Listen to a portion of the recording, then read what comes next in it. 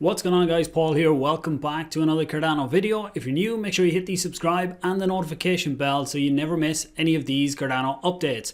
So today I'm going to take a very quick look back at the week. What is going on right now for Cardano? We had the 360 event last night, which gave us all the updates around smart contracts and the Alonzo hard fork, when that's all going to happen. So I will dig into that and a few other highlights from that. Also talk about some of the other events during the week, as well as taking a look at the markets, where we stand right now. I will do that towards the end of the video. As always, timestamps below the video for anyone who wants to skip to certain sections. If you get value, please do give the video a like, leave a comment or share it out there. All of that really helps the channel.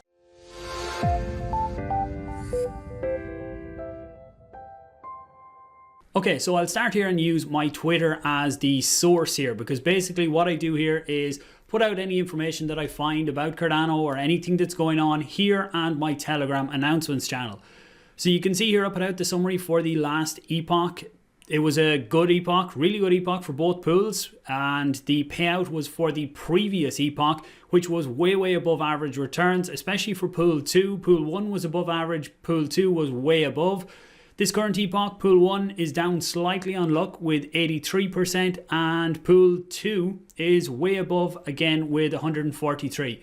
In general, these things always balance out over time. Great to see that the pools are doing so well at the minute. Anyone who needs a pool and wants to help support the channel, please consider delegating to Paul. So Paul 1 has 38 million, Paul has 14 million. So that is the one we are trying to bring up at the minute. Then we had Charles over on Yahoo Finance. Even though Yahoo Finance got the name wrong, Cardano, C-O-R. Well, we can't do anything about that now, but the video is definitely worth watching. It's Charles going through the climate impact of cryptocurrencies, pivoting, talking about alternatives. So it is a very good one to check out. 7 minutes long. No point me playing it for you here, but I will put the links down below. Then with Charles tweeting out about a bit of code that was basically showing the testnet was ready to go live. We got the announcement then in Cardano 360. So what you can see now, there is a page over here on the Alonzo testnets for anyone who wants to get into the technical detail. I know most people watching here just want the timelines. So on the timelines, there is this video which I will play for you to get all of them details. Hey guys, it's a 30, 60, 90-day plan. Right, and what this actually means is you start off with blue. It's a little smaller, more tight-knit. We start off with the basic functionality, bring a few pioneers, few SPOs on, and we start rolling there. And then we move on to white, where we now cast a little bit wider net, and we bring in more partners, and now you start running more performance benchmarks and things of that nature. Then white rolls into purple, which is now fully public. We're talking about every pioneer, we're talking about most SPOs, if not all SPOs. We're talking about exchanges, and at this stage, we're really ready to go.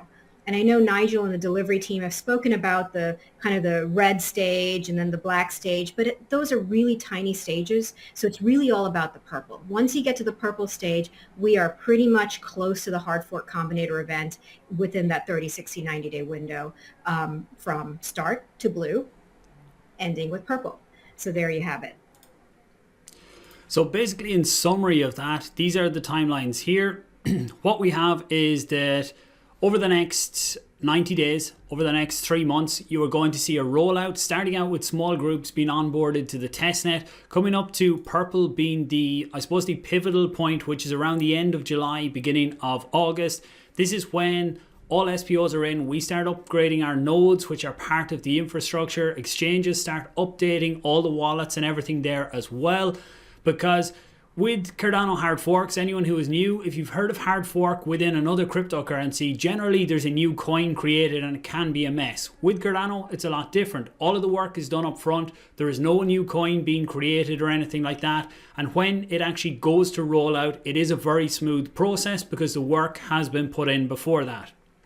So what you would be looking at is the end of August, beginning of September. Currently looks like the time for smart contracts going live on mainnet. So now that the testnet is out, smart contracts are there for the groups that get in early. So as I get feedback on that and I see developers that are working, what they are building on the testnet, I will be sure to bring some of the examples here as well, because it will be really good to get feedback on what developers think of I suppose, building on Cardano, on Plutus now, compared to building on Ethereum or some of the other alternatives out there. So it is going to be an exciting few months. Getting to smart contracts is the point that we really wanted to get to for the last, I suppose, the last year or more. And it is nearly here now at this stage.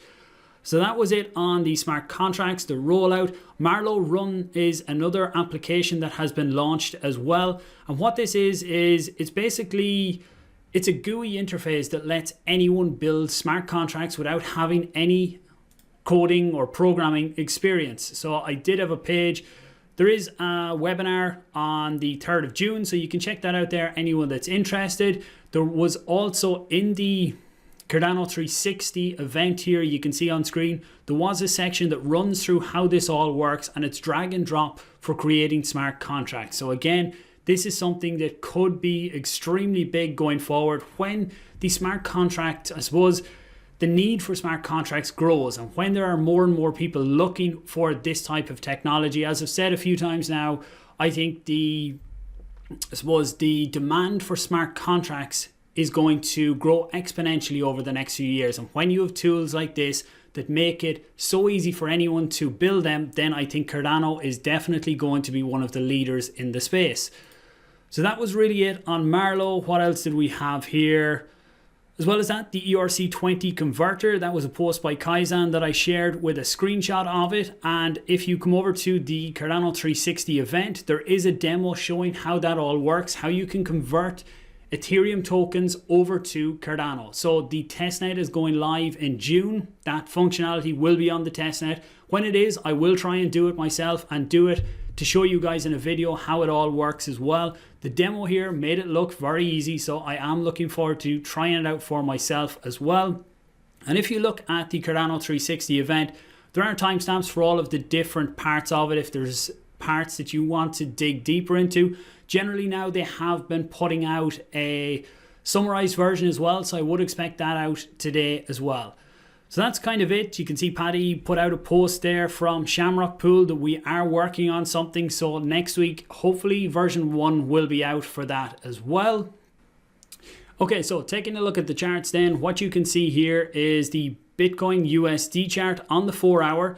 So on Monday, I talked about trying to break the cycle of lower highs. So that is the high here, the low. When we bounce, the high is at this point here. This high is lower than here. And the same down here, and it's just like the market keeps stepping down every time. At this point, we got the low and we got pushed back up here.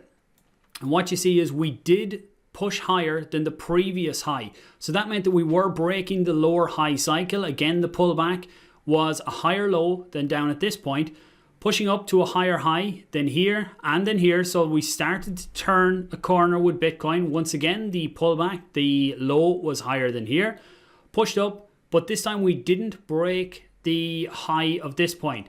So we got rejected right back down. And the market right now, I would say, is very undecided what way it's going to go. Personally, I'm sitting this out. I am holding my BTC, my Cardano, and the other few alts that I have. I'm holding them right now to see where to see what direction becomes more clear. Because we have broken the lows that were here. So right now, I'm watching this to see where it goes. There is potential to push down towards the $31,000 level.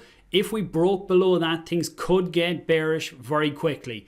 On the more positive side, we are becoming oversold, as you can see down here. So I would expect to bounce somewhere in around here, maybe even down to 34.5.